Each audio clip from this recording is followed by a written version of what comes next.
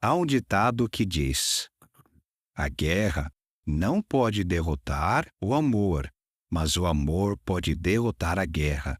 E nós, testemunhas de Jeová, somos prova viva disso. Todas as guerras que aconteceram não acabaram com o amor entre o povo de Jeová, só fortaleceram esse amor. E esse amor nos impede de estar em guerra uns com os outros e remove qualquer ódio do nosso coração. 1 João 3, 10 a 12 diz mais ou menos assim: sabemos quem são os filhos de Deus e quem são os filhos do diabo. Os filhos de Deus amam seus irmãos. Os filhos do diabo matam seus irmãos, assim como Caim matou seu irmão. Só que, às vezes, quando estamos na pregação ou conversando com as pessoas, surge o assunto de não participarmos em guerras por causa da nossa neutralidade cristã. E as pessoas mencionam os israelitas. Elas dizem, eles eram um povo de Deus e iam para a guerra. Então, por que hoje os cristãos não participam mais? Como você responderia?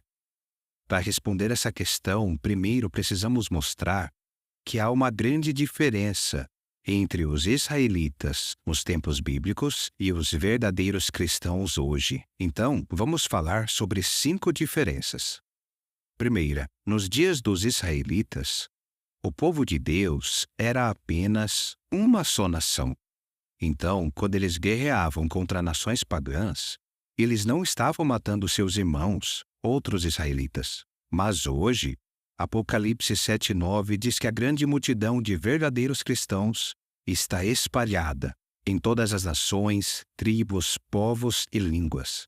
Então, se os cristãos participassem em guerras hoje, o que aconteceria? Nós acabaríamos matando os nossos queridos irmãos. E sabemos que é exatamente isso que aqueles que dizem ser do povo de Deus estão fazendo. Nós vemos católicos matando outros católicos. E o mesmo acontece com os metodistas, batistas, muçulmanos. Eles matam pessoas da sua própria religião. Isso me faz lembrar de uma conversa que tive anos atrás com um líder importante da Igreja Mórmon. Eu perguntei, qual a posição de vocês sobre as guerras? Ele disse que não gostavam.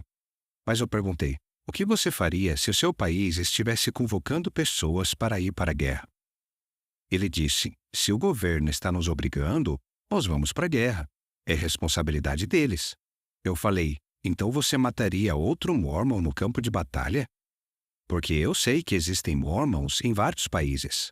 Ele disse, eu não mataria se eu soubesse que era um Mórmon. Eu disse, mas geralmente não é possível saber a religião da pessoa antes de atirar nela.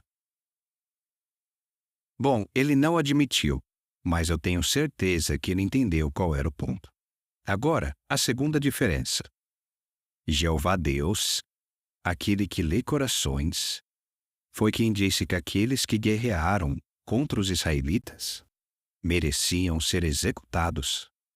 Ele deu uma ordem clara, que os israelitas deviam executar esses povos que adoravam demônios e que incluíam na adoração grande imoralidade sexual e até sacrifícios de crianças. Vamos ver um exemplo disso em Levítico.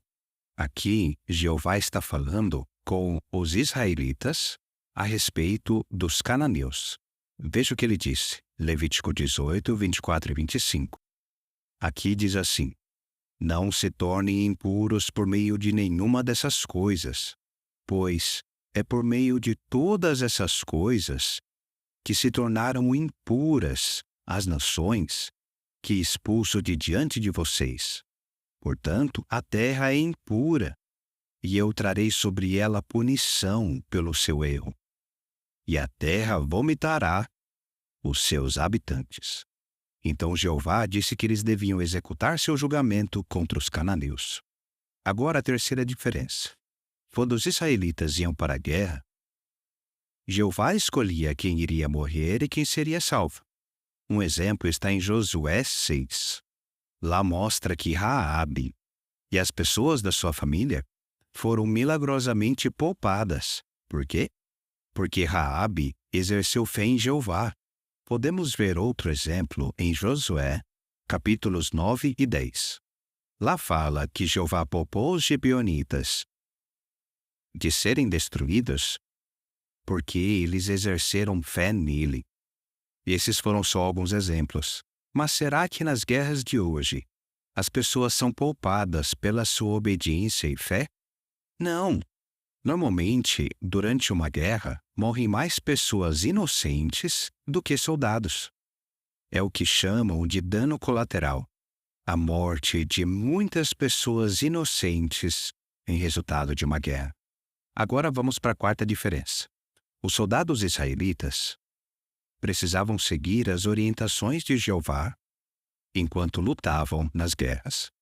Vamos ver alguns exemplos das instruções de Jeová que eles tinham que obedecer. Vamos ler juntos Deuteronômio capítulo 23. Deuteronômio 23. Veja o que Jeová disse para os soldados do exército de Israel. Começando aqui no versículo 9. Quando estiver acampado para guerrear contra os seus inimigos, você deve evitar qualquer impureza. Agora veja o 12. Deve-se determinar um lugar privativo fora do acampamento. Era lá que eles deveriam ir para fazer suas necessidades. Por quê? Veja o 14.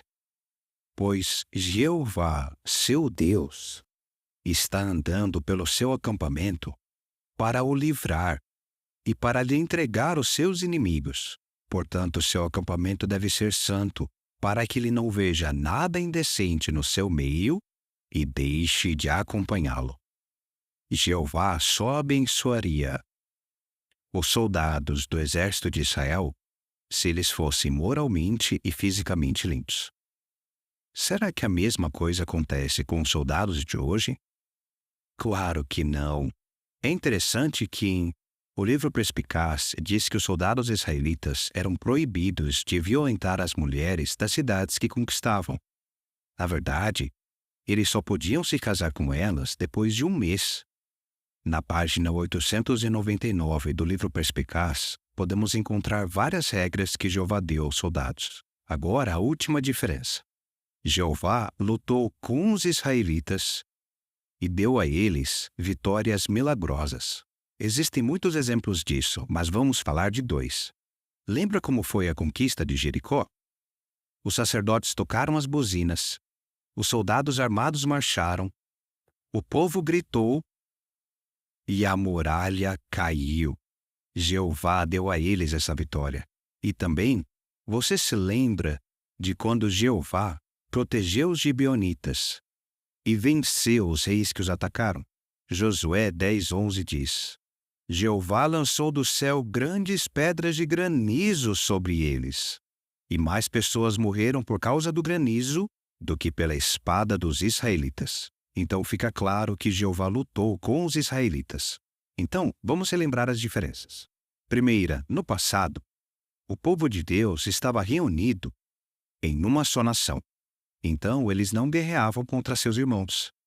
Segunda, foi o próprio Jeová que jogou as nações inimigas. Terceira, as mortes nas guerras eram seletivas. Quarta, os soldados israelitas tinham que obedecer às firmes orientações de Jeová nas batalhas. E quinta, Jeová lutou com os israelitas e deu a eles vitórias milagrosas. Então podemos dizer que as guerras dos israelitas eram aprovadas por Deus. Mas as guerras deste mundo mau não são nem um pouco aprovadas por Ele. Assim, faz todo sentido o que Jesus disse sobre os cristãos. Eles não usariam armas literais na guerra que travariam. Lembra o que ele disse em Mateus 26:52? Todos os que tomarem a espada morrerão pela espada. E além disso, ele ensinou seus seguidores a não ferir seus inimigos, mas a orar por eles.